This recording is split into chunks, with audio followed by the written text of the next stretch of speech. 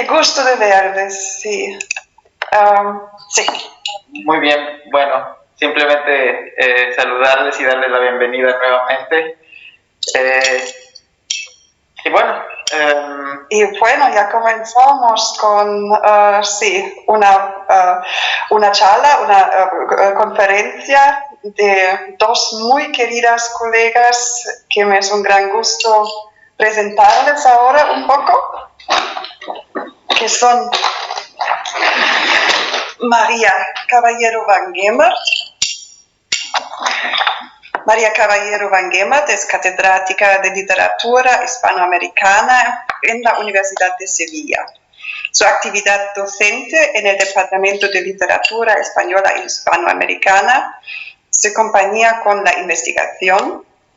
Ha publicado más de 200 artículos de la materia, así como los libros La narrativa de René Márquez, Letra en el tiempo, Femenino plural, La mujer en la literatura, Ficciones isleñas, estudios sobre la literatura de Puerto Rico, Borges y la crítica, el nacimiento de un clásico, novela histórica y posmodernidad, Emmanuel Mujica Lainez, memoria, escritura, identidad nacional, Antonio María de Hostos, y la obra es muy cara desde hace mucho tiempo, Las trampas de la emancipación, literatura femenina y mundo hispánico, y El Caribe en la narración puertorriqueña. Ha editado igualmente Recuerdos de provincia, la autobiografía del argentino Domingo Sarmiento, Viaje a La Habana y Correspondencia de la Condesa de Merlín, obra con que trabajo bien actualmente, y La Casa de los Espíritus, una edición crítica de Isabel Allende, de la obra de Isabel Allende, y además coordinó Mujeres de Cine, 360 grados alrededor de la cámara, y el número 6 de Letral, revista online de estudios transatlánticos de Puerto Rico, así como el portal de Cervantes Virtual sobre Eugenio María de Hostos, por ejemplo. Y Rosario Arana. Rosario Arana es licenciada en Filología Hispánica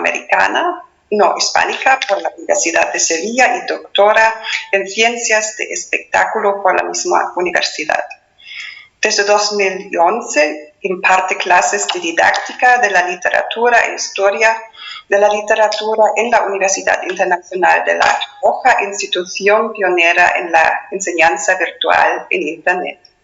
Ha publicado en editoriales como Reichenberger y Iberoamericana Verführt y ha obtenido premios literarios como el Premio de Poesía Florentino Pérez Embit y el Accessit del Premio Poesía Adonais. Rocío Arana ha publicado 3 ediciones anotadas de obras calderonianas y se encuentra en prensa la edición crítica del auto sacramental Los Hijos de María del Rosario de López. Además, lleva una bitácora muy activa en su blog, y por esa razón estoy segura que nos espera una conferencia con un espíritu tan barroco como digital. Me alegro mucho. Muchas gracias.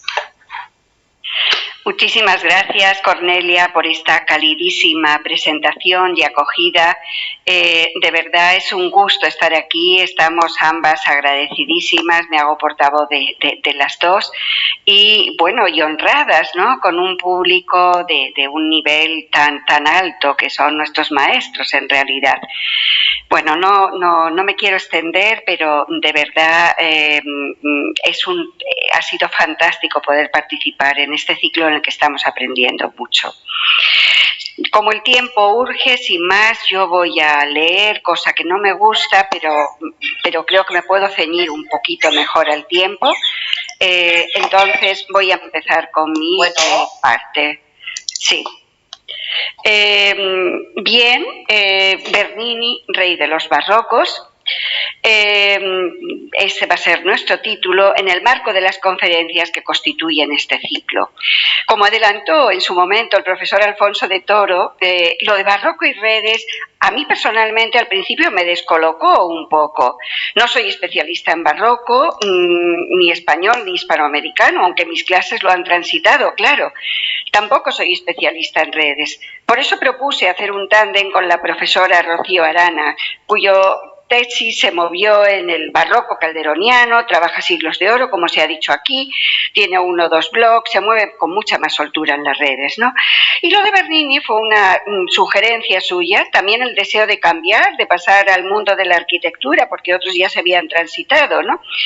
Pero es que además en la red ha pegado fuerte Bernini, rey de los barrocos, un personaje con mucha personalidad que reencarna al artista napolitano.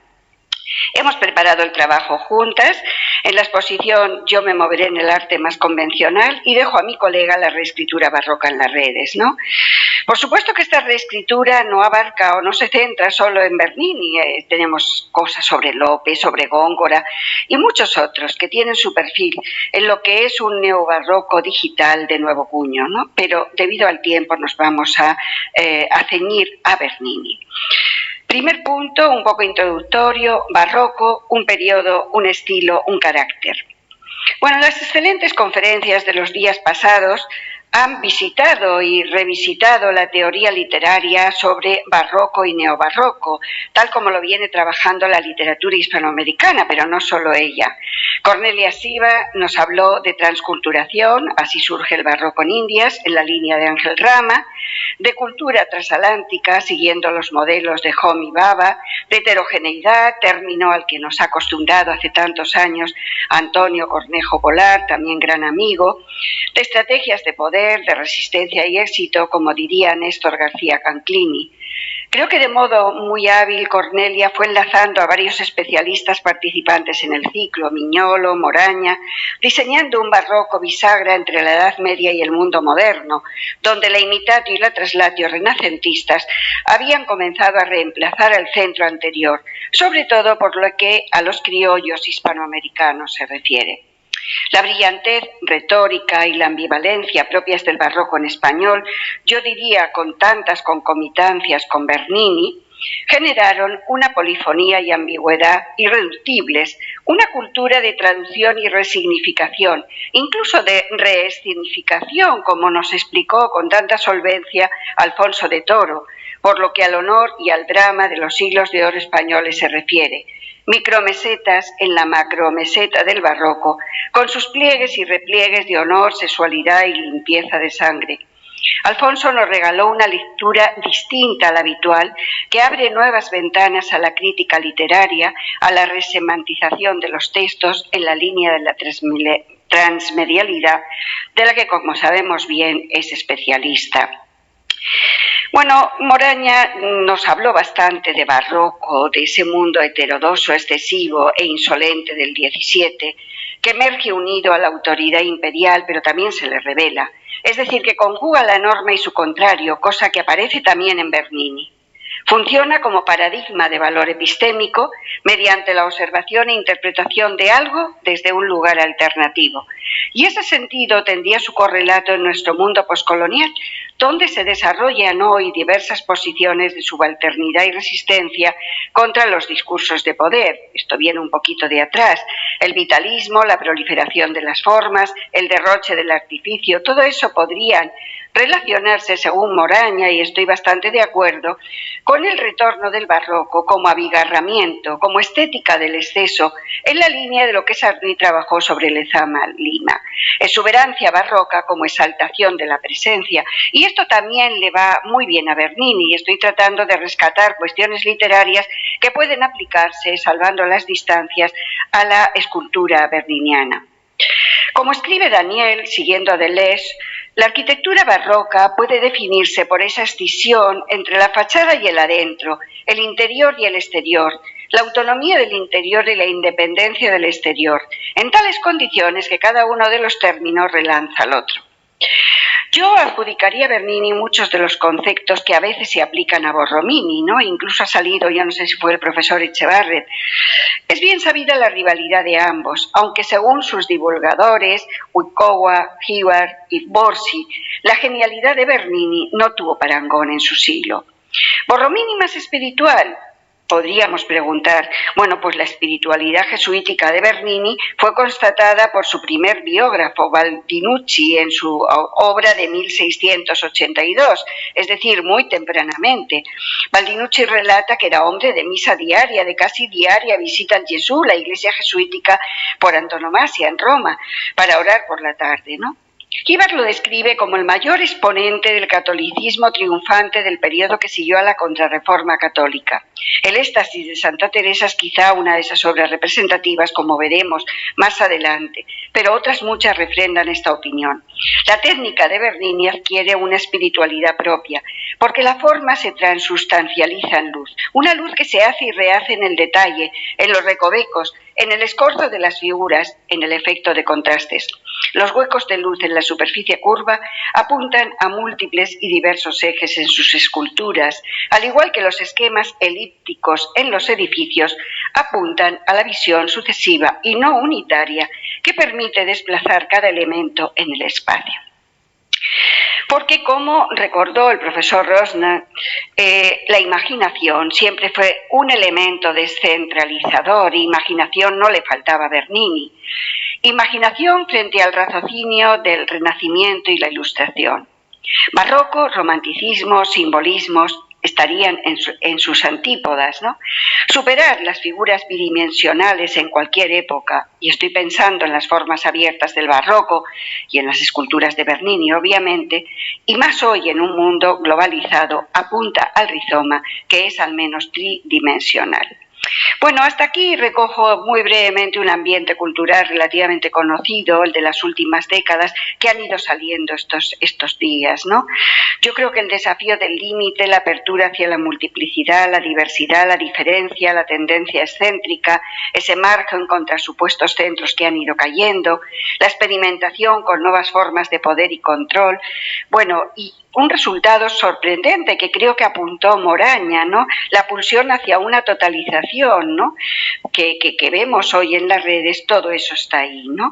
Existe indudablemente, y muchos de los ponentes lo han resaltado, un ethos barroco que a través de los pliegues de Lessiano se convierte en un barroco transhistórico, una modernidad alternativa que en su momento cuajó el neobarroco de Severo Sarduy y tal vez genere ese barroco alternativo en las redes que nos unen, ¿no? De algún modo creo que esta idea ha sido adelantada también por Daniel Bencomo, en su presentación. Textos amplificados con referencias a otros medios, anónimos, que se retuitean, que tienen que ver con el humor y la cultura pop. También con las stories de Instagram, que en ocasiones son links absurdos, grotescos, barrocos. Pues muchas veces sí, ¿no? Por cierto, fue muy interesante, o me interesó en su conferencia la analogía de Instagram con la columna barroca. Como muy original fue su presentación de memes, esos textos expandidos, texto-imagen, de superficie irisada, considerados hoy como lengua franca, ¿no? Y cuya imagen puede encontrarse en relación disonante al texto. Lo recordó Daniel. Nos dijo algo así como: nunca dice lo que el texto indica, sino que genera siempre asociaciones poéticas de alta tensión que producen efectos de humor o de otras cosas, ¿no?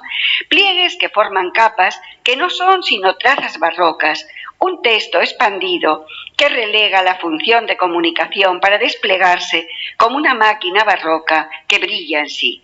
Incluso a Perlonger, citado por Daniel, ¿no? No me puedo detener más en todo esto, que ha sido súper sugerente, que deberíamos casi volver a, destinar una última sesión, aparte de todo el diálogo que está habiendo al final de las conferencias, a seguir hablando de estas cosas.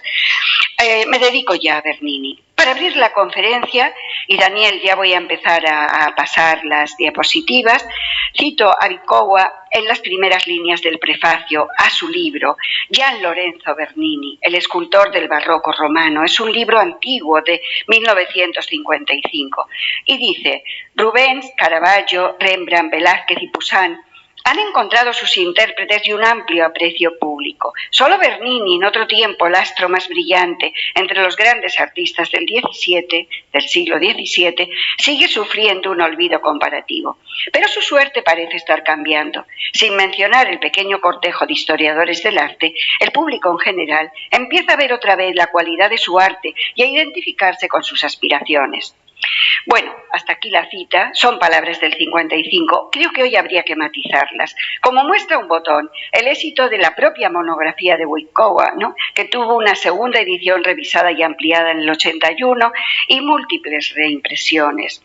Porque efectivamente Bernini deslumbró en vida. Sus cualidades personales, podemos pasar, hicieron de él un favorito y un líder, sirvió a 8 papas, varios monarcas, innumerables cardenales y príncipes con éxito casi ininterrumpido. Ahí está, de jovencito, empezó a trabajar muy pronto. Su capacidad de trabajo rivalizó con su virtuosismo, son palabras de Gibbard, ¿no? Pero hay que reconocer que con el retorno del clasicismo del siglo XVIII, manejado por la Francia racional e iluminista que impuso su cultura en el mundo entero hasta el siglo XX, cayó en el menosprecio de quienes atacaron con furor sus excesos revolucionarios. La bibliografía de las últimas décadas, Gibbard, Borsi, Fagiolo del Arco, Bernardini y algunos más, lo rescatan, encumbrándolo a los altares de la creatividad y en ese sentido releyéndolo como un precedente de nuestra modernidad y posmodernidad. Todos coinciden con el nuevo enfoque del artista centrado en la visión del espacio y en su interés por introducir al espectador en su arte. Esto sería importante para Bernini, introducir al espectador en el arte propio. Personalmente me ha fascinado su resurrección en las redes bajo esa rúbrica Bernini, rey de los barrocos, que se rescata, y es lo que vamos a ver en la segunda parte de la conferencia, del poliédrico artista. ¿Qué interesa hoy? Porque esa rúbrica es obvia debido a su trabajo en un momento y lugar en que el barroco se imponía con fuerza, o estamos ante una reescritura posmoderna más o menos libre, como las lecturas que el cine ha hecho de un Alejandro Magno, de una Hipatia, o incluso como esa nueva novela histórica hispanoamericana que relee, ¿no?, la conquista, colonización y la historia de Hispanoamérica. No me puedo detener, pero es muy interesante y hay un ciclo muy, muy amplio, ¿no? ¿Qué puede interesar al lector actual? Ese lector que es un lector de redes, ¿no? Y antes de que la doctora Arana responda a esta pregunta, que me parece lo más interesante de lo que presentamos hoy, quisiera refrescarles algo de la biografía y sobre todo de la teoría artística de este monstruo de la creatividad, denominado el Miguel Ángel del XVII italiano. Me centraré, claro, más en su obra que en su vida. Bernini, gran escultor barroco, será entonces mi segundo punto. Y Daniel, creo que se puede pasar ya. Cito un par de referencias. Fue él, más que ningún otro artista, quien dio a Roma su carácter barroco. Y fue su nueva concepción de las imágenes de santos, del retrato de busto, de la estatua ecuestre, de tumbas, de fuentes, entre otras muchas creaciones nuevas, lo que determinó el desarrollo de la escultura italiana e incluso europea durante más de 100 años. Esta sería la primera cita. Uno de los grandes especialistas, Wojkowa, puede centrar quizá esta primera cita, el papel en el desarrollo de la escultura, también arquitectura, pintura. Yo es que lo voy a dejar a un lado porque no me da la vida, no porque no lo valga, ¿no? De quien, y cito a Hayward, igual que Mozart, un siglo y medio después, añadía su virtuosismo innato, el más alto índice de inteligencia y una profunda sensibilidad emocional. Es hijo del fiorentino Pietro, escultor del manierismo tardío. Fue, lo sabemos, una especie de niño prodigio, nuestro Bernini, apoyado siempre por su padre. Al llegar el padre a Roma, convocado por el Papa Borghese Pablo V para realizar algunos encargos en Santa María la Mayor, incorpora el trabajo a su hijo. De modo que tanto el Papa como su poderoso sobrino, el cardenal Scipione Borghese, conocieron muy pronto su talento. Entre 1618 y 24, el joven Bernini comienza a trabajar sobre todo para el cardenal. Eneas y Anquises, el rapto de Proserpina, Apolo y Dafne, el David, constituyen su brillante resultado.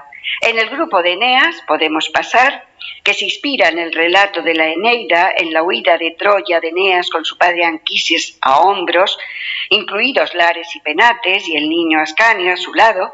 En esta escultura, en este grupo, insufla en el manierismo, que todavía pesa mucho, un toque de vida, de energía y elasticidad en músculos y nervios. Se ha dicho que se inspira para ello en la cultura helenística. Se cree que durante al menos 3 años tomó apuntes de piezas de mármol y pinturas antiguas en el Vaticano. Y ese pelo alborotado y leonino de Eneas, que no sé si se ve en una de las dos diapositivas, ese pelo alborotado y leonino de Eneas lo refleja. Bueno, también se inspira, hay que reconocérselo, en la pintura. Guido, Reni y Caravaggio le fascinan, sobre todo este último, ¿no? Pasamos al rapto de Proserpina, que lleva los recursos de la escultura en mármol casi a sus últimas consecuencias. Aquí la tienen y, bueno, ¿por qué lo lleva? Porque la textura de la piel, los alborotados mechones del cabello, las lágrimas de Perséfone y sobre todo la carne dúctil de la joven en manos del raptor divino, que se aprecia quizá en la de la derecha, ¿no? Y habría que haberse acercado un poco más. Todo esto me parece que ya habla de un sello muy personal.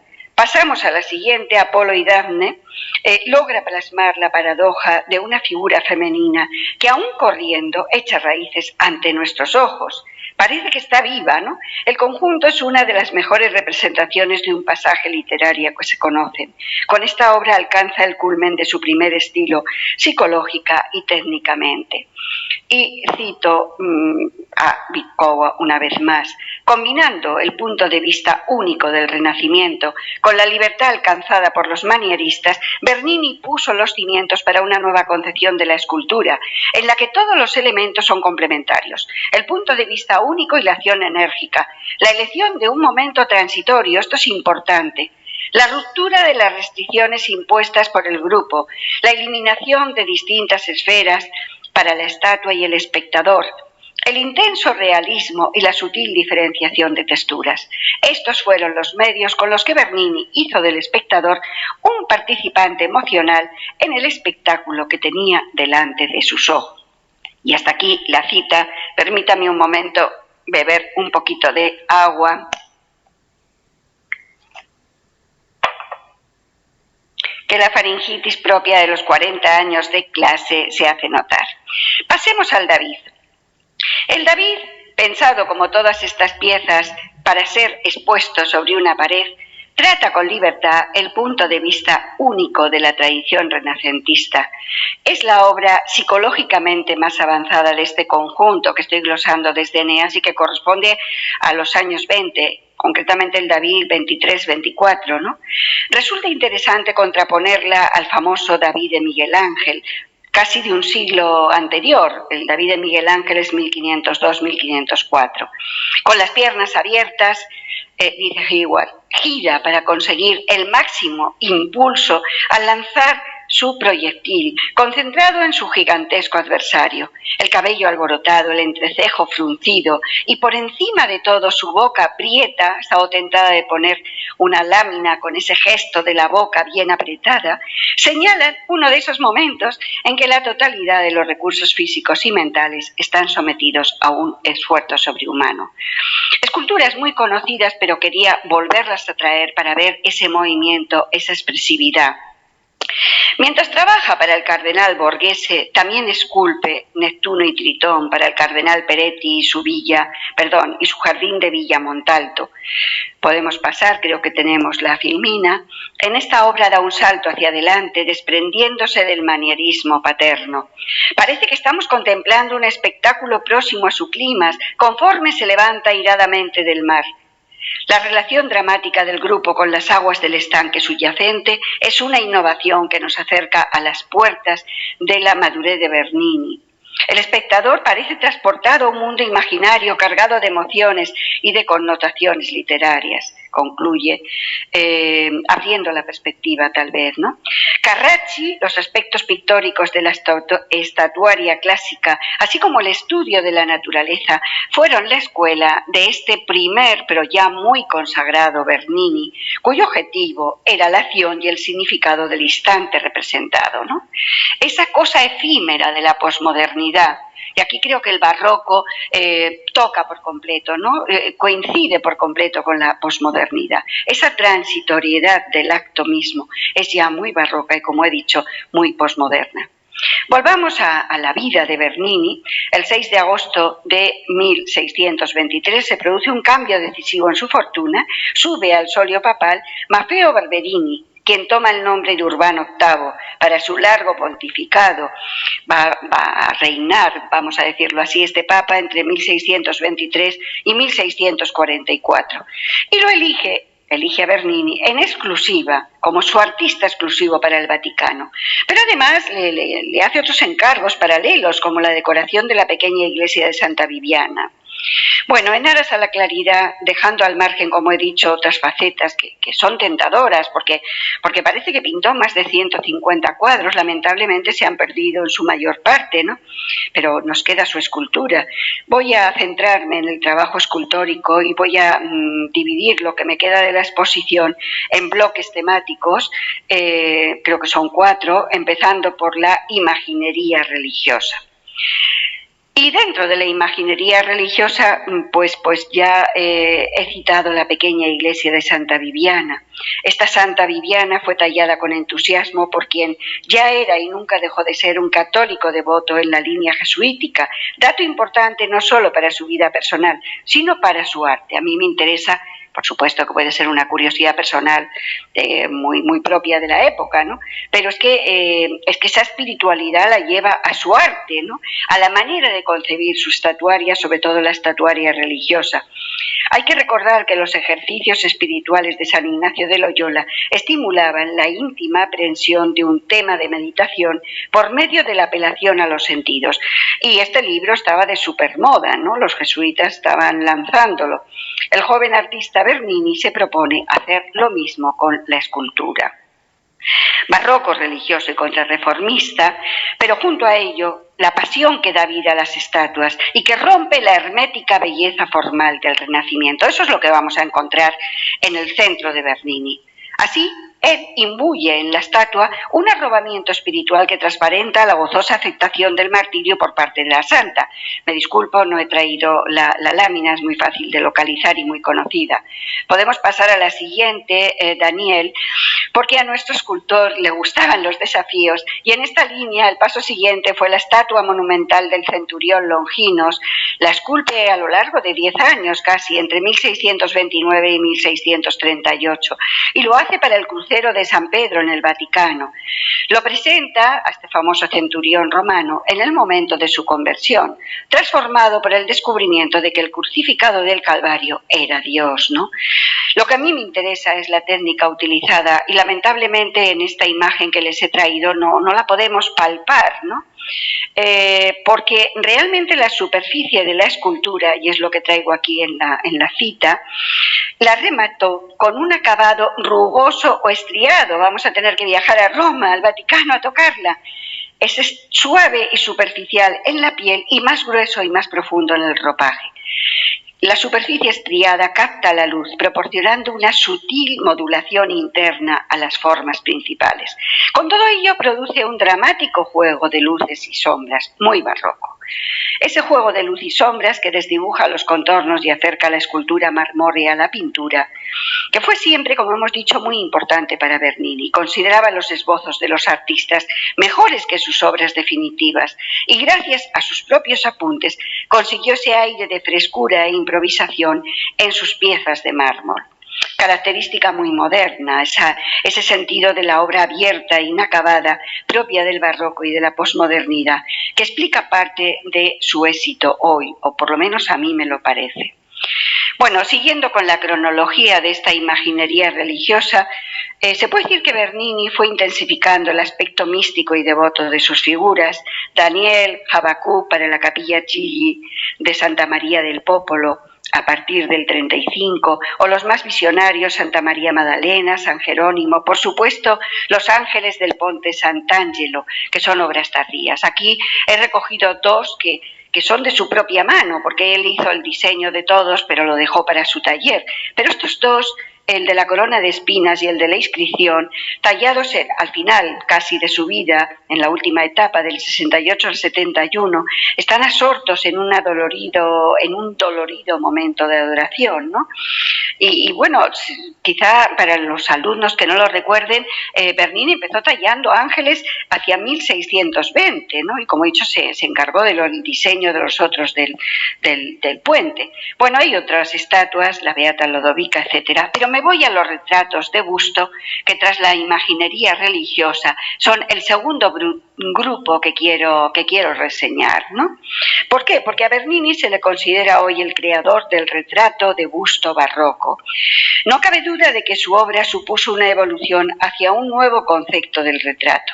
Tras los primeros de tanteo, ya en la década de los 20, presenta al Papa Pablo V. A mí se me acaba de ir la pantalla, pero espero que me sigan viendo. ¿Me siguen viendo? Sí, vale. Seguimos viendo.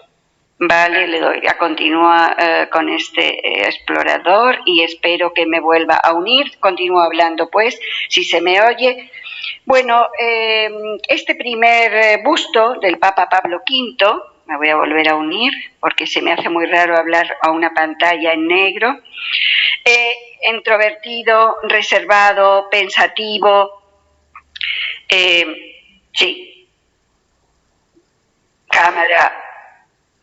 la cámara a mí me da desaparecida, pero yo me veo. Ustedes se te ve bien. Se te ve bien. Perfecto. Entonces continúo. Es que este tipo de informática siempre me mantiene muy entretenida.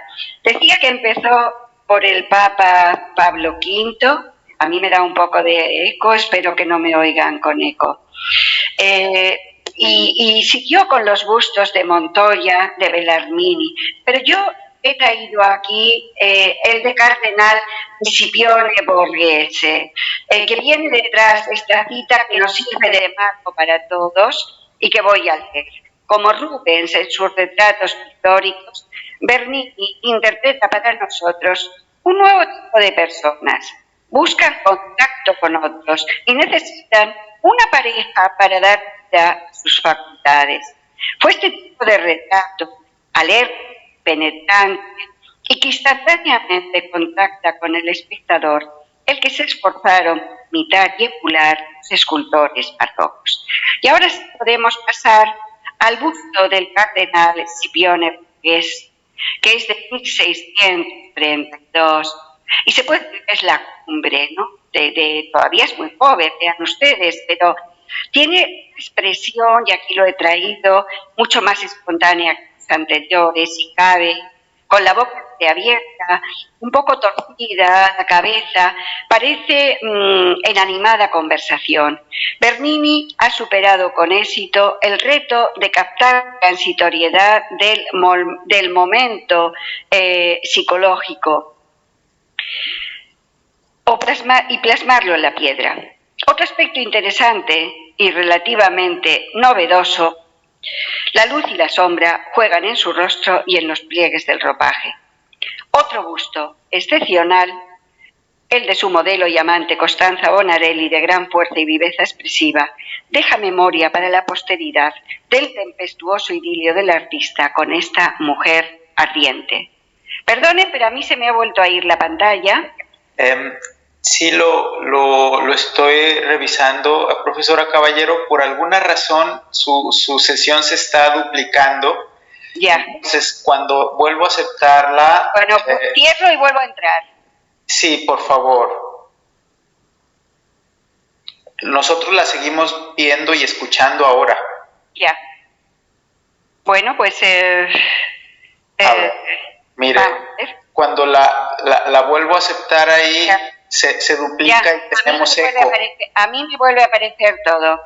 Pero tenemos un poquito de eco. Sí. Bueno, salgo de todo y tengan un poco de paciencia, vuelvo a entrar. Muy bien. Gracias, sí.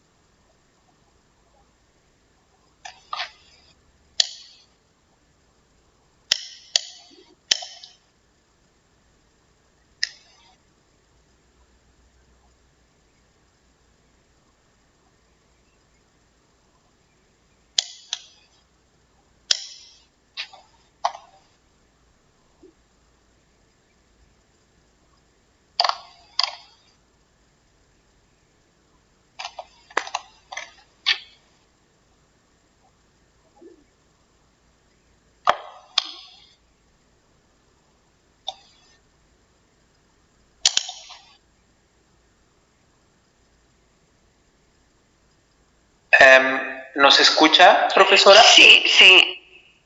Nosotros la escuchamos, no la vemos todavía. Ahora yo me veo. Ahora la vemos también. Vale, perfecto. Bueno, me disculpo todo lo disculpable, no sé, tal vez toqué algo, en mi apasionamiento de lectura toqué algo del ordenador, voy a ser más prudente y poner los folios más lejos. Estábamos con el cardenal Scipione, solo para darles un respiro. Ya mi parte va bastante adelantada, no quisiera pasar bueno, realmente 10 minutos más como mucho. Decía que después del cardenal Scipione Borghese inmediatamente esculpe el otro busto excepcional, el de Costanza Bonarelli, de gran fuerza y viveza expresiva. Era su modelo, la mujer de uno de sus ayudantes y fue también su amante, ¿no?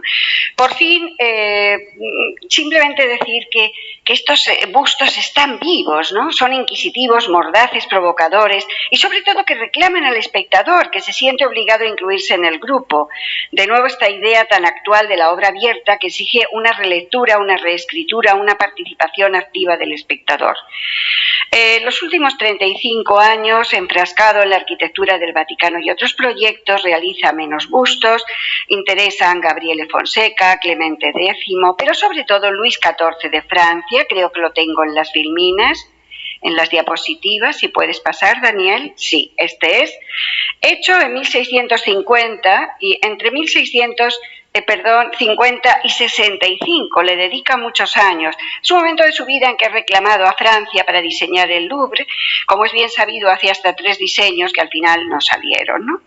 Entonces, ¿qué es interesante de este tipo de escultura? Bueno, pues que a Luis XIV le aplica su habitual metodología, observar al personaje al natural en su vida cotidiana, hacer dibujos y arcillas para aclarar su idea del personaje, ¿no? Porque esos modelos, lo interesante es que esos dibujos y arcillas, esos modelos primeros, no los copia, desdeñaba copiarse incluso a sí mismo. Color, movimiento, curvas súper barrocas, este es el apogeo del barroco, ¿no? El busto ennoblece al Rey Sol, lo que no se debe solo a las ideas de Bernini sobre el heroísmo y la majestad debidos a un soberano, sino a su inspiración en modelos de la antigüedad grecorromana, Alejandro, César, Augusto. ¿Por qué? Porque, según él creía, había dado expresión permanente esta antigüedad, expresión permanente y definitiva a ciertas concepciones que los artistas modernos tenían que cumplir. El tercer punto era el trabajo en San Pedro y el Vaticano, y bueno, esto sí que lo voy a pasar rapidísimo. En cuanto a escultura dentro de San Pedro, la cátedra de San Pedro, que la tenemos aquí al fondo, detrás del baldaquino, ¿no? Bueno, nos produce una impresión cromática cambiante, el espectador se ve sometido a una experiencia emocional extraordinaria, dicen sus críticos. Fue pensada desde y en conexión con el baldaquino, por eso he traído esta imagen, perfectamente integrado a su vez en su entorno, que muestra su originalidad, porque en vez de culminar con una cúpula, como podía ser más o menos habitual, culmina en una corona orgánica viva, en la que se incorporan una arquitectura fantástica y formas decorativas, así como figuras en una característica de la evolución de Bernini en los años anteriores y posteriores a 1630, ¿no? Esta evolución puede verse también en las fuentes y en otras obras decorativas de este periodo. Bueno, muy conocida el trazado de la Plaza de San Pedro. He traído una imagen de época desarrollada entre 1656 y 1667, la Scala Regia, donde coloca soberbias esculturas, la de Constantino es grandiosa, y los ángeles del Ponte de Sant'Angelo. Digamos que todo eso pertenece a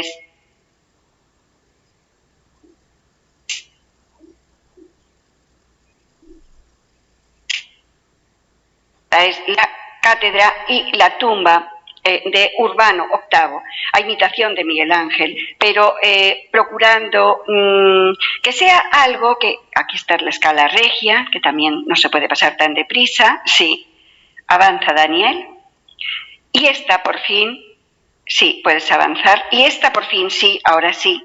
La otra era la cátedra, la Scala Regia y ahora la tumba de Urbano VIII, su gran mecenas, ¿no? Bueno, para él es el medio de ilustrar el significado y sentido de sus ideas, ¿no? Que van en la estela de la Contrarreforma, y no creo necesario insistir mucho en eso, pero si a alguien no le quedó claro, para los alumnos o para alguno de nosotros, simboliza la perpetuidad y triunfo de la Iglesia, la gloria de la fe, el sacrificio, a través de un impetuoso lenguaje visual, ¿no? La imagen de la plaza simulaba los brazos abiertos de la Iglesia recibiendo a los creyentes, de forma que esta creación aparentemente pura arquitectura tiene unas connotaciones y unas funciones antropomórficas muy simbólicas, ¿no? Algo muy barroco en definitiva.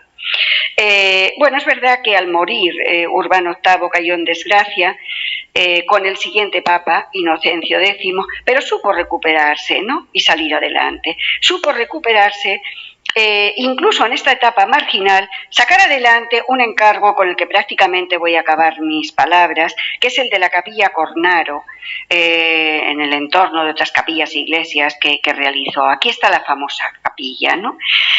Los críticos dicen, ya no estamos hablando de escultura en el sentido convencional, sino de una escena pictórica enmarcada por la arquitectura, que nos incluye como participantes en una celebración religiosa, que no es tanto representada como revelada. Bernini empleó la pintura, la escultura y la arquitectura, añadiendo el recurso de la iluminación natural para crear una alucinante revelación. Y así la define uno de sus críticos, esta capilla, ¿no? Creo que lo he puesto a continuación.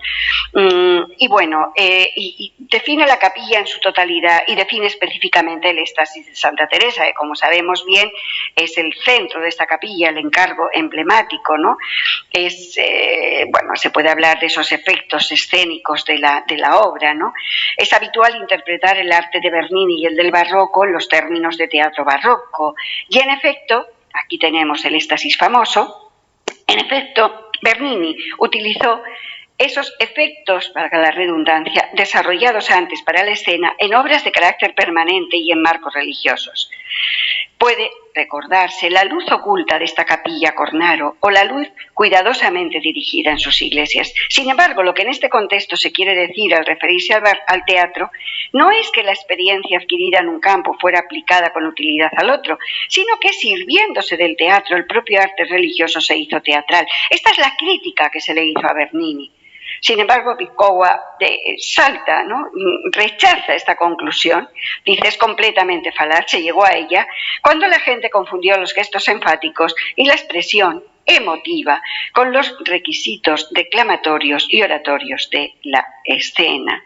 Claro, es que la interpretación teatral, sin más, ¿no?, vaciada de sentido religioso, pues eso no tendría nada que ver con el Bernini hombre, que pone en marcha algo que se inserta en un barroco romano de profundo y sincero sentido religioso, ¿no? Y por eso esta cita, Bernini creó un mundo suprarreal, y esto arranca de la capilla Bernini, pero de otros conjuntos también, ¿no?, en el que aparecen iluminadas las transiciones entre el espacio real y el imaginario, entre el pasado y el presente, entre la existencia aparente y la real, entre la vida y la muerte. En ambos casos una cadena de impresiones verdaderas, emocionalmente estimulantes y con frecuencia agobiantes, inducía al espectador a olvidar su existencia cotidiana y a participar en la realidad pictórica que tenía entre los ojos. Bien, el punto siguiente era fuentes y monumentos. Daniel, por favor, pasa las imágenes porque creo que no voy a decir nada. Bueno, este es el conjunto todavía de la Capilla Cornaro. Impresionante, porque están escuchando y viendo el éxtasis, aunque no pueden. Aquí está la Piazza Barberini, la Fonte del Tittone. Viene detrás la famosa Fontana del Moro en Piazza Navona, la Fuente de los Cuatro Ríos, hiperconocida, y esa pequeña fuente o fonte del elefante portando un obelisco, ¿no? Son muy distintas, pero son monumentos personales, erigidos todos ellos para honrar a uno de los grandes papas, Urbano VIII, Inocencio X, Alejandro VII, cuyos pontificados abarcan los 40 años más importantes de la vida y de la carrera de Bernini. Para concluir mi parte, ahora sí, termino, retomo las palabras de Baldinucci, ese primer biógrafo, quien en 1682 decía de Bernini: era de todo sabido que fue el primero que emprendió la unión de arquitectura, escultura y pintura, de tal forma que juntas produjeron un hermoso todo. Su personalidad apasionada y poderosa marcó su obra y esta abrió caminos en el barroco europeo durante más de un siglo.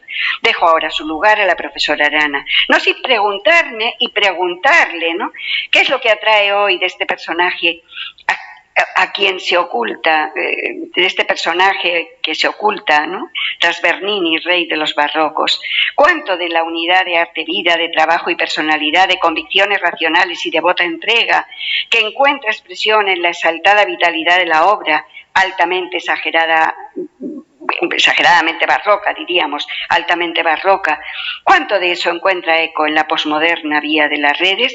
Pues lanzo ese guante a la profesora Arana, cierro mi pantalla y mi micrófono. Muchas gracias. Muchísimas gracias, María. Buenas tardes. En primer lugar, quiero, por supuesto, agradecerles a la Universidad de Mainz, a Cornelia, a Alfonso, a Daniel, pues su invitación y toda su ayuda. Bien, yo voy a hablar de qué ha sido de Bernini en la posmodernidad, en este incluso 2021 en el cual estamos viviendo. ¿Qué hay del barroco hoy en día? Bueno, en estos tiempos de redes sociales, followers e intertextualidad, el barroco yo diría que sigue más vivo que nunca.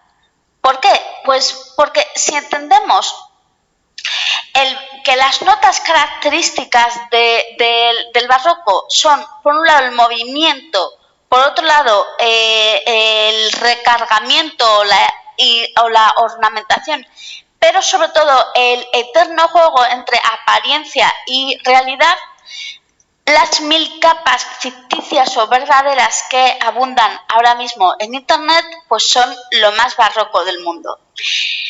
Bien, vivimos en un momento en el cual el hashtag es nuestra bandera, el icono como definición. Por ejemplo, en Twitter ahora mismo un triángulo rojo invertido nos anuncia como comunistas, o un lazo, una cruz, una bandera detrás de nuestros nombres, pues nos identifica.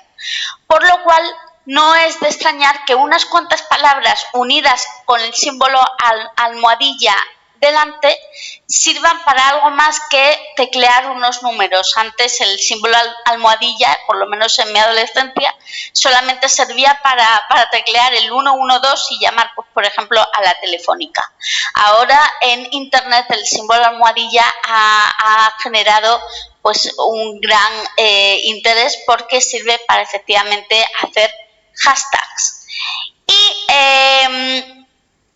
el hashtag nos sirve para afirmarnos en clichés a veces impostados, porque nos escondemos, digamos, en perfiles que son ficción para opinar o atacar, pero también para crear belleza, que es una belleza difícil, la belleza barroca, y es una belleza que nos enorgullece. Y aquí enlazo con el término hashtag porque está muy de moda en cierta parte de la red, la más culta, digamos, ¿no? Porque ya sabemos que en Internet pues hay mucha frivolidad, pero también mucha cultura y mucha divulgación, y está de moda el hashtag Orgullo Barroco. Si abrimos este hashtag en Twitter, pues encontramos una serie de personas que están opinando. Decenas de perfiles mostrando ahora mismo joyas arquitectónicas de sus ciudades. Perfiles como el barroquista o como Manuel Jesús Roldán hablando de barroco como poder, o también un perfil llamado Guerra en la Universidad reivindicando el barroco en África, Luis Sorovilla conectando la moda vegetal con el barroco. Ahora sí, Daniel, puedes pasar la siguiente, efectivamente. Pues esta es una de las múltiples facetas o de los múltiples ejemplos del barroco hoy en día. El barroco que digamos que lo vemos everywhere, ¿no? O sea, aquello del sexto sentido de a veces, en ocasiones veo barroco, y se ha puesto muy de moda este tipo de creaciones en cerámica, creaciones vegetales. Normalmente en forma de repollo y en forma de otro tipo de verduras.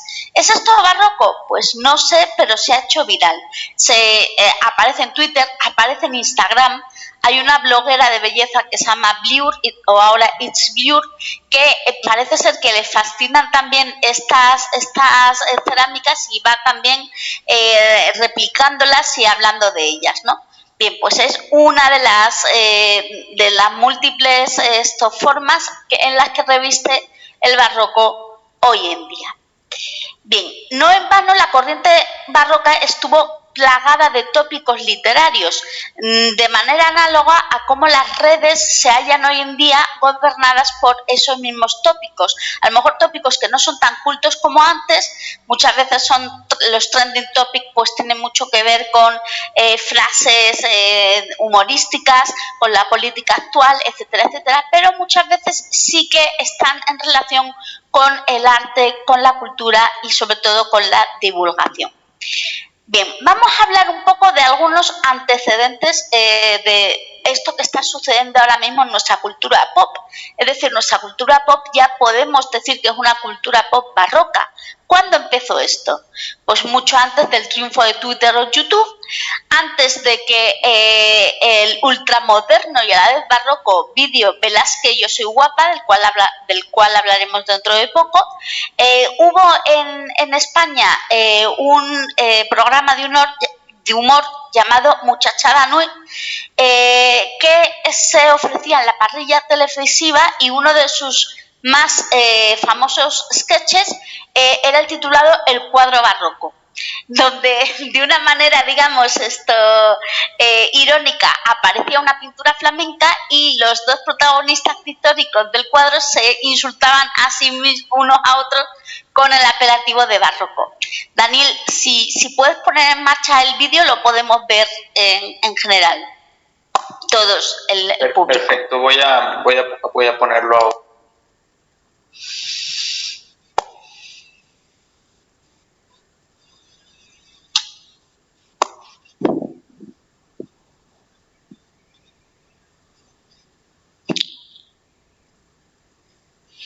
Ahí está.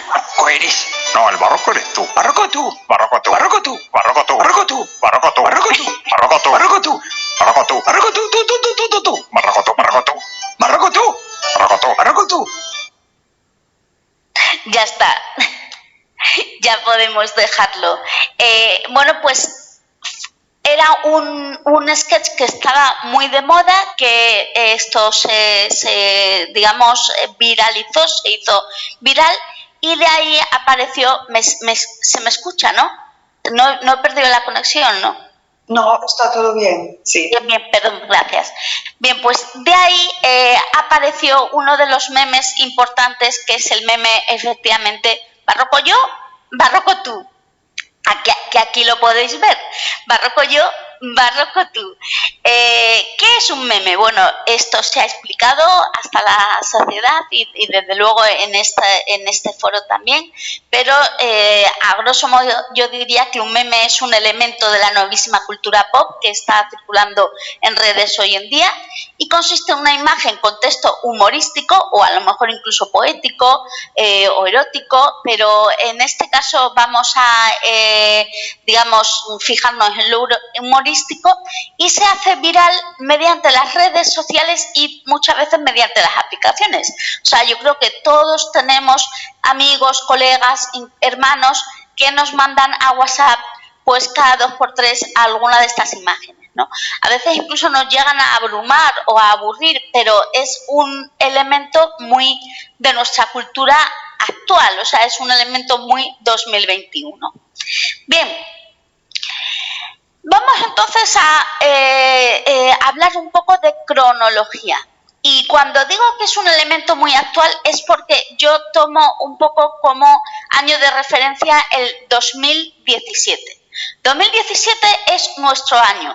Entre otras cosas es el año en el cual se lanzó el vídeo Velázquez, yo soy guapa. Este no lo voy a poner porque es más amplio en el tiempo, es decir, dura más, pero sí que es un vídeo que les recomiendo. Es el vídeo obra del creador de contenido Cristian Flores, que mezcla trap, ya sabéis, el género musical que está tan de moda y que está emparentado con el odioso y omnipresente reggaetón. Bueno, pues con, digamos, una base de trap, habla efectivamente de Velázquez, las meninas, etcétera, etcétera. Sacrilegio, profanación. Bueno, la intertextualidad realmente logra provocar a una parte no pequeña del público, pero también se ganó el corazón de muchos tuiteros, como por ejemplo David Pareja, que el 30 de noviembre de 2017 afirmaba: estudié Bellas Artes y he aprendido más de Velázquez y las meninas con este trap que en 5 años de carrera. Es decir, también este tuit fue muy cuestionado, como suele suceder en esta red, ¿no? Bien, frases del vídeo, de este vídeo, como tenemos que inventarnos drama. Sí, puedes pasar a la siguiente, David. Uy, no, perdón. Me he colado, vuelve al anterior, lo siento, sí, efectivamente. Tenemos que inventarnos drama, que es una frase que dice la infanta Margarita en algún momento de este trap y alude efectivamente a el hastío de la corte. Bien, pues esta frase, tenemos que inventarnos drama, sí, se hizo efectivamente muy viral. Ha corrido esto por la red y ha protagonizado sonados GIFs o memes. Bien, también ya sabéis que el GIF es el meme pero en movimiento. Bien, o sea, hay verdaderos artistas por la red que consiguen dotar de movimientos a esos mensajes, a esas imágenes con textos, ¿no? Bien, también es corriente ver al adusto Góngora portando el sarcástico letrero Feliz Día de la Sonrisa. Ahora sí que sí, Daniel, no te molesto más, pero efectivamente, gracias. O chistes como del tipo barroco tú. Por ejemplo, Caravaggio, eso lo serás tú. Pero bueno, a mí el Feliz Día de la Sonrisa, que hayan tenido un día muy barroco como meme, portando por supuesto la imagen de Góngora, me parece pues la cumbre de la ironía barroca también, ¿no? Bien, el punto álgido llega en 2020 con el confinamiento por COVID-19, en el que floreció la creatividad 2.0 y se hizo viral también esta pregunta. Pasamos de diapositiva, por favor. En la escala de arte barroco, ¿cómo va tu cuarentena? Y aparecían varios personajes barrocos más o menos desesperados, más o menos frenéticos, y a todos nos pareció una pregunta muy ad hoc. Bien, y yo para terminar esta pequeña introducción sobre el barroco, el orgullo barroco y las redes hoy en día, y ya continuar con Bernini, me pregunto, ¿todo esto es simple ocio, provocación, ganas de hacer el gamberro? Pues a mí me parece que, por supuesto, es una mezcla de todo eso, piénsese lo que se quiera, pero el fenómeno ha calado en el corazón de nuestra cultura pop y cumple con todas las características del barroco.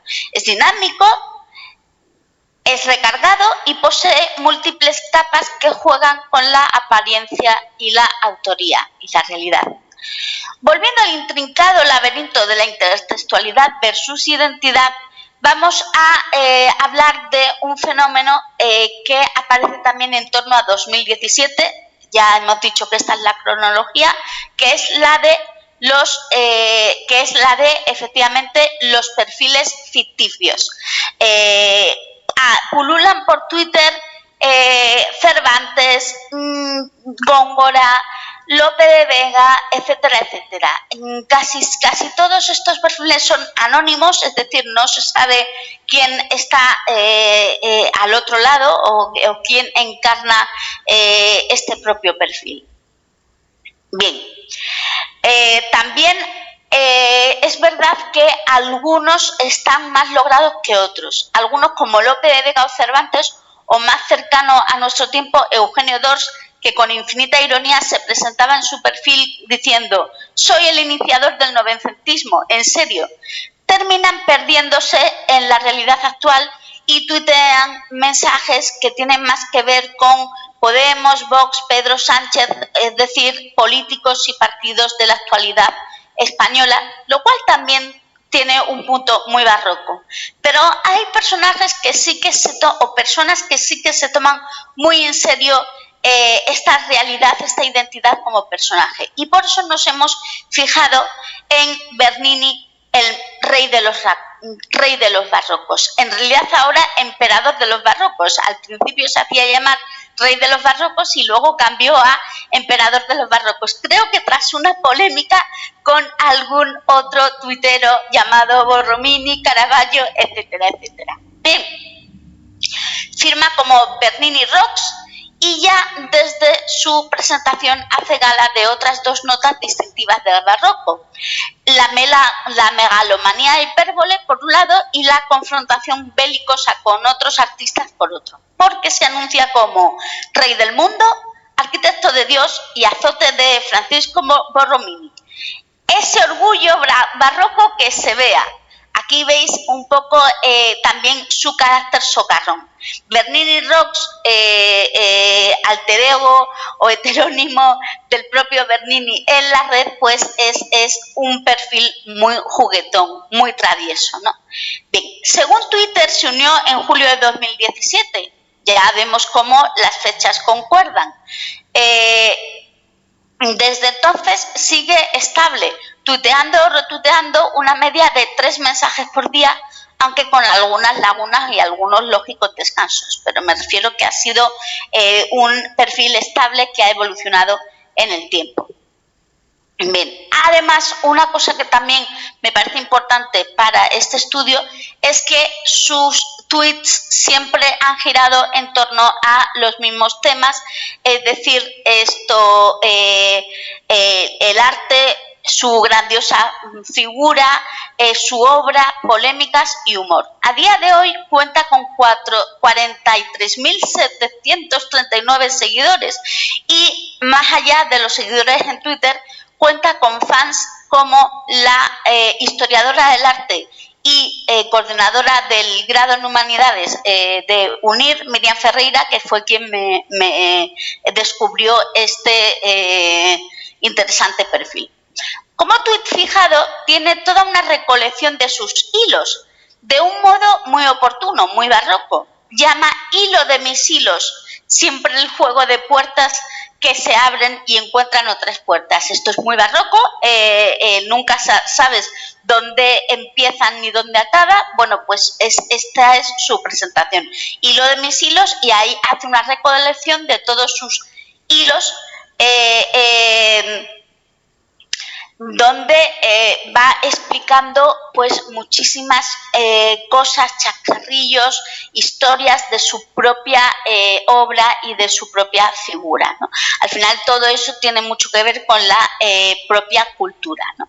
Bien, sazona con un poco de humor casi naif este hilo de mis hilos, porque dice: el que no lee es Borromini, esta vez al modo del tonto el que lo lee, pero a la inversa y con polémica barroca incluido. Si entramos en este mega hilo, este hilo de sus hilos, acabaremos divertidos y saturados de información, algo muy barroco y muy también de nuestros tiempos y de nuestras redes, porque encontraremos chascarrillos con reyes franceses, precisamente, chascarrillos con Perrault y los cuentos populares, la historia de la Fontana di Trevi, que dice: no todo lo genial es de mi mano, dice, asume. La historia, mucha mitología y mucho cotilleo sobre venganzas y enemigos, con neologismos que él mismo inventa, como borro, para llamar a Borromini, o Berni enemigos. Esos son los enemigos de Bernini. También gamberradas varias, de cuando pinté un pene en una fachada, dice en algún momento, y mixturas muy pop como la de explicar la historia de Apolo y Dafne, que mi compañera acaba de detallar profusamente, como el primer contígono dicho de la historia. No sé si ustedes entienden esta frase, bastante, yo creo que bastante maledicente. Contigo no bicho es una fórmula harto soez, pero muy popular en la cultura coloquial del último lustro español para aludir a la antilujuria. Bien, si algo maneja Bernini a la perfección es el diálogo entre clasicismo, Bernini, nuestro Bernini, el que estamos hablando, el de Bernini Rocks, es el diálogo entre clasicismo y posmodernidad, la referencia y la autorreferencia. Si alguien tuitea, por ejemplo, el busto suyo, el busto del David, con esos labios efectivamente apretados al grito de los labios de Bernini Rocks, apretados y enfurecidos, nuestro personaje responde con sorna: para besarte mejor, evocando el cuento clásico de Caperucita, pero también quizá los poemas más eróticos e intertextuales de Luis Alberto de Cuenca. Esto último es maledicencia mía, o sea, él no ha dicho nunca que se base en Luis Alberto de Cuenca, pero a mí me ha parecido como una buena, un buen diálogo, ¿no? Bien, por ejemplo, el 31 de mayo de 2021 habla de las arrugas en las camisas, en la ropa, de sus propias esculturas, como ven por aquí, comentando: tengo la camisa arrugada porque soy barroco y yo lo valgo. Este yo lo valgo en mayúscula, y ya sabemos que en la etiqueta o protocolo de internet, abrir mayúsculas corresponde a gritar, ¿no? Entonces parece que el yo lo valgo lo está diciendo como de una manera muy exclamativa, y el yo lo valgo, como todos sabemos, es un clásico eslogan de L'Oréal. Así que de la cultura y escultura barroca pasamos a la publicidad e incluso al feminismo consumista. Bien, y por último, un rasgo definitorio del barroco es el ingenio y la concisión brillante. Si Gracián dejó dicho aquello de lo bueno si breve, dos veces bueno, entonces Twitter es lo más barroco del mundo. Muchísimas gracias.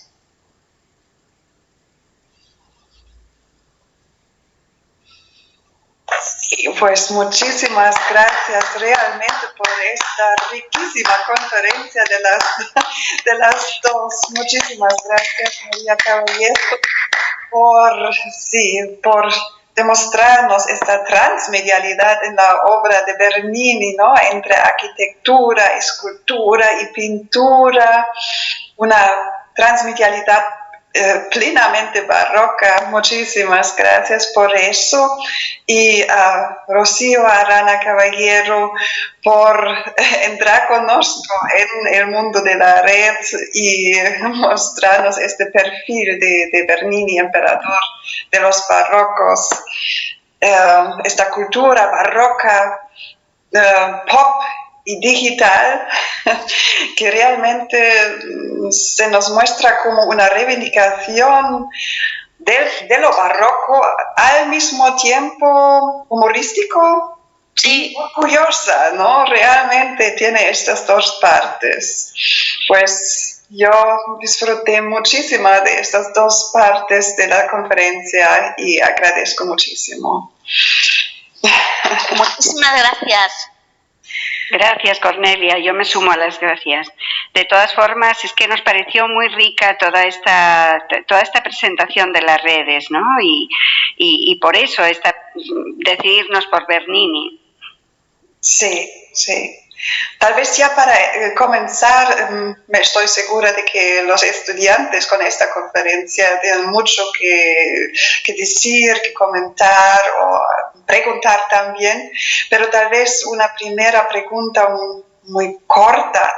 María Caballero, si ves estos posts, ¿puedes reírte también o ya estás demasiado especialista para añadirte a este vertiente humorística?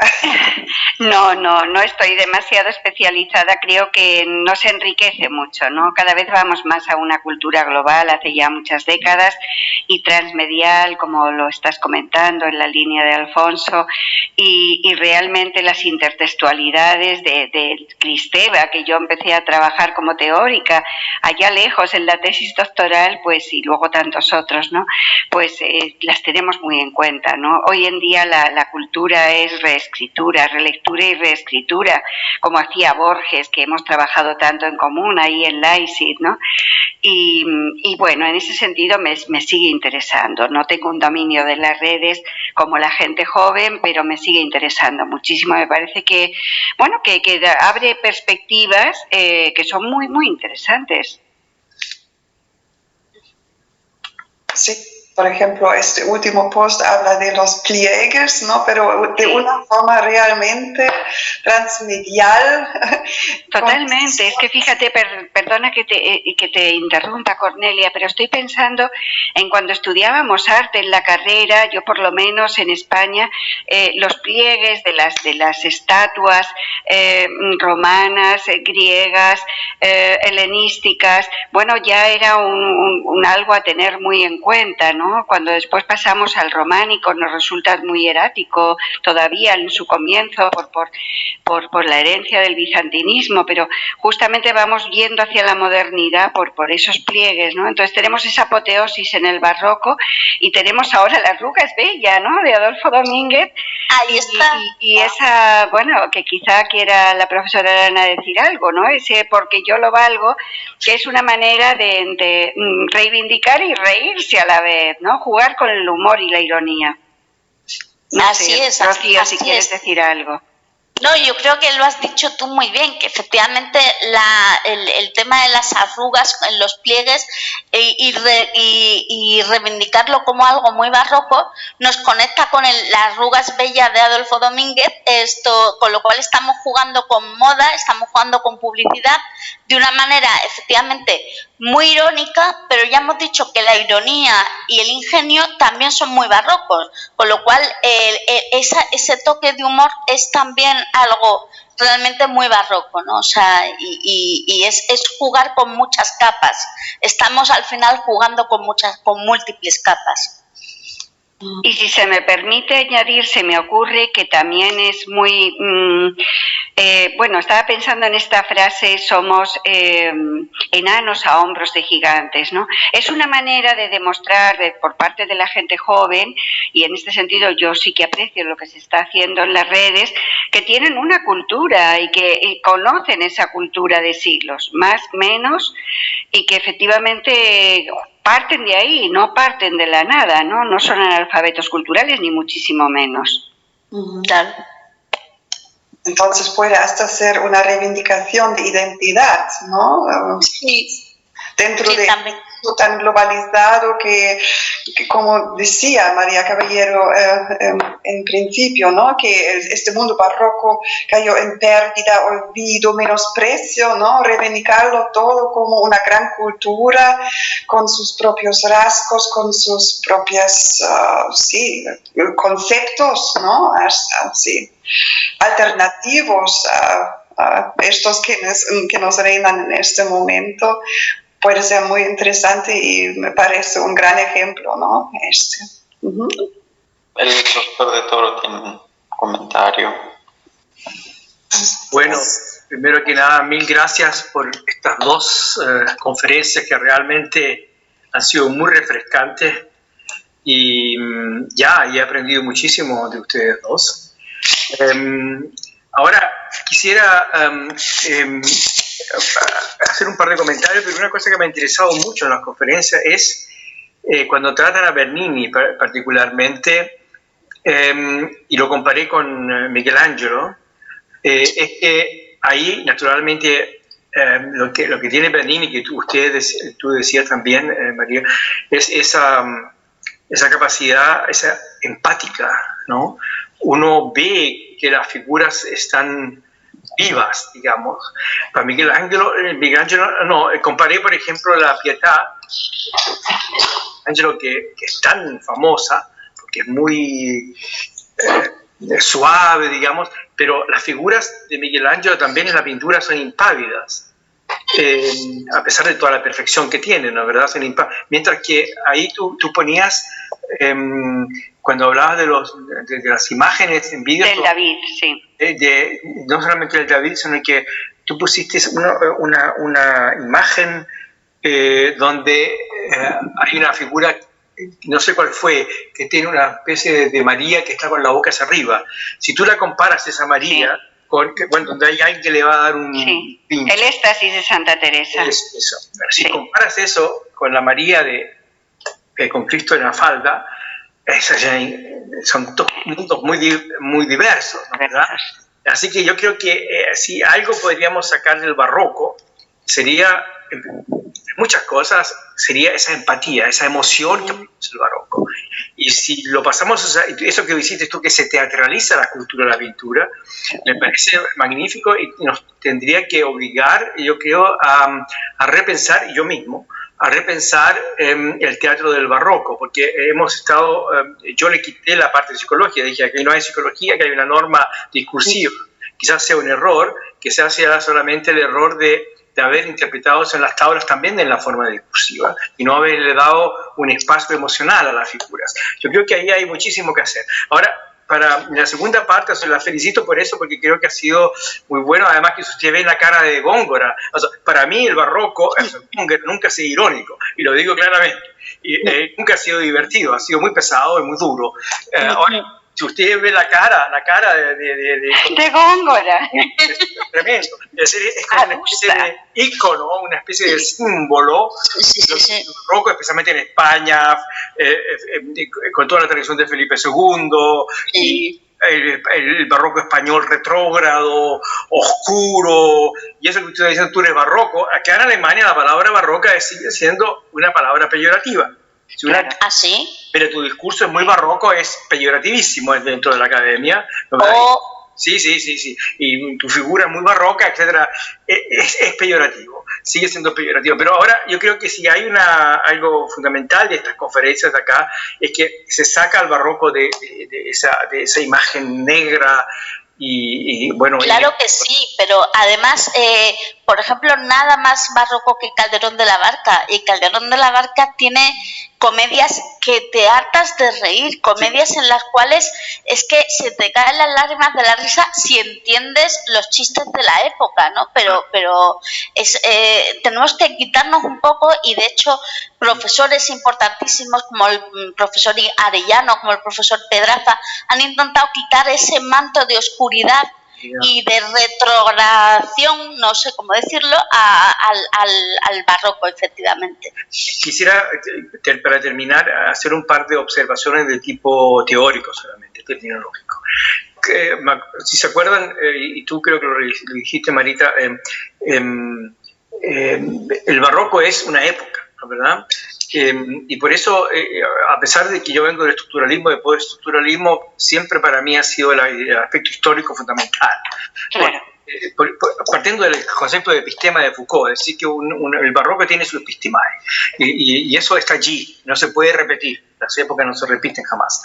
Entonces, yo creo que habría también con el uso del concepto de posmodernidad, que lo han usado ustedes en forma muy productiva, habría que hacer teóricamente, me parece a mí por lo menos, siempre la consideración entre qué elementos que vemos hoy día en la posmodernidad ya estaban en el barroco y qué elementos del barroco están hoy día. Es decir, que hacer realmente un trabajo digamos, terminológico, teórico, de decir una cosa es el barroco y esos son los elementos que encontramos acá, otra cosa es la posmodernidad, estos son los elementos que ya encontramos en el barroco de la posmodernidad y al revés.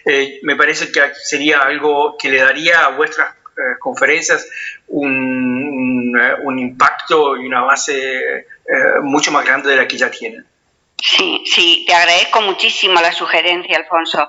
Realmente yo, siguiendo vuestras propias, por eso la primera parte que bueno, la salteé bastante porque mi parte de la conferencia era muy larga, en el texto escrito es un poco más amplio, ¿no? Y profundiza un poco en eso, recoger de todo lo que habéis trabajado y se han presentado en este ciclo, que me parece muy rico, porque efectivamente cada uno va dando su visión de eso que estás planteando, ¿no? Cómo efectivamente, qué podemos rescatar, qué rescata la posmodernidad. Incluso creo que hubo unas cuantas diapositivas de Mabel Moraña que lo ponía, yo las tenía ahí, lo que pasa es que no quería repetirlo tampoco. Estoy bastante de acuerdo en bastante de lo que ella decía, quizá no en todo, pero bueno, a lo que iba, realmente te agradezco la sugerencia porque eso hay que hacerlo. Y si luego vamos a publicar estas conferencias, hay que detenerse un poco más en esto.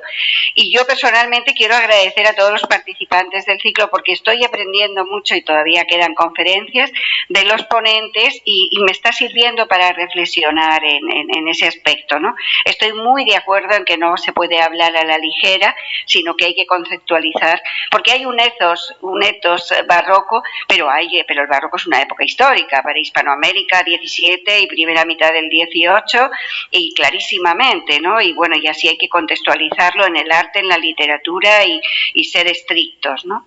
Respecto a lo otro que has comentado, me alegra mucho también tu percepción, que es una auténtica realidad, contraponiendo lo que es un Miguel Ángel o lo que es un Bernini, es decir, lo que es un Renacimiento, que efectivamente es una estatuaria clásica, pero impasible, ¿no? Y porque es que a Bernini le interesa mucho que captar al espectador, que el espectador forme parte del grupo, ¿no?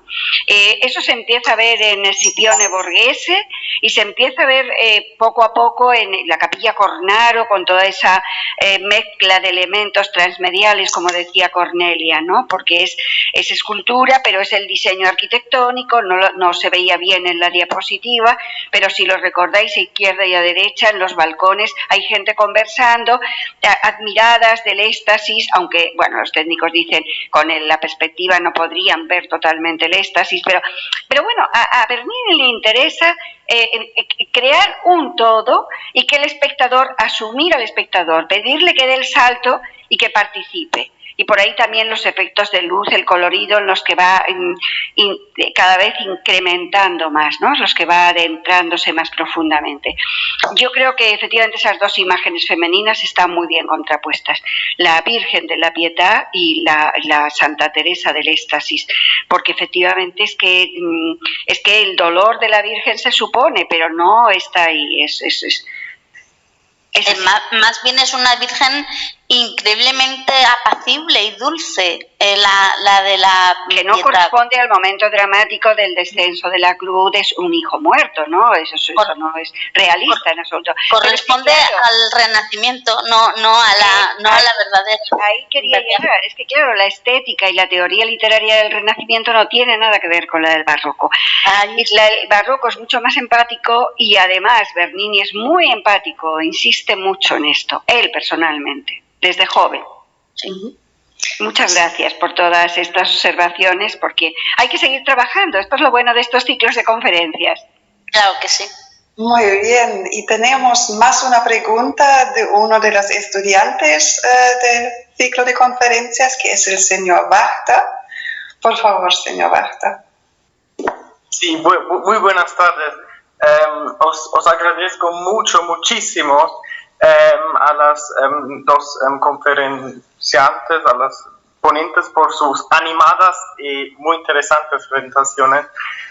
Yo creo que las dos conferencias sean muy complementarias entre sí, y mi pregunta ahora es, espero no sea demasiado general, en relación con lo que nos han presentado, ¿cuáles creen que serán las formas vivas y barrocas que adoptarán en el futuro siempre más la cultura de Internet y especialmente las redes sociales como Twitter e Instagram, que son caracterizadas para su, ¿cómo se dice?, para su visualidad, ¿no? Y en resumen, ¿no creen usted que ya estos medios sociales ya sean una nueva forma de esto rizosoma barroco, una nueva expansión en el mundo digital? Sí, yo creo que es una pregunta para la profesora Arana, pero yo simplemente respondo a esta última parte. Sí, son una nueva forma de rizoma de alguna manera. No sé si Alfonso, de todo lo que es más técnico, definiendo el rizoma y conoce mejor la teoría, me apoya o diría que hay que matizar, pero más allá de matices creo que sí. De todas formas, le dejo la respuesta a la profesora Arana, que domina más esta materia. Gracias. Yo creo que lo que ahora mismo define a Internet es la aceleración o la rapidez, es decir, todo va muy deprisa y lo que vemos ahora es totalmente diferente de lo que se veía hace 2 años. En Internet, en YouTube, se dicen cosas como, esto es muy del...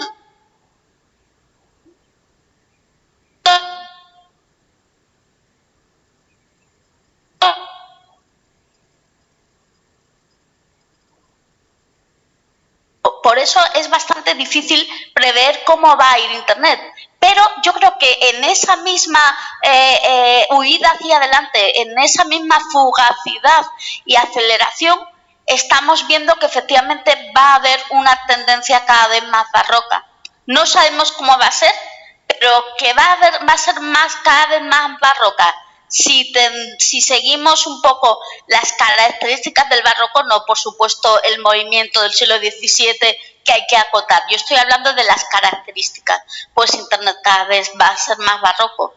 Eso sí, impredecible. Muchas gracias. Muchas gracias por las clases. Sí, en este momento no veo más preguntas, no más pedidos de palabras. Daniel, ¿sí? No por el momento, simplemente felicitar a las dos ponentes. Sé que estamos sobre el tiempo.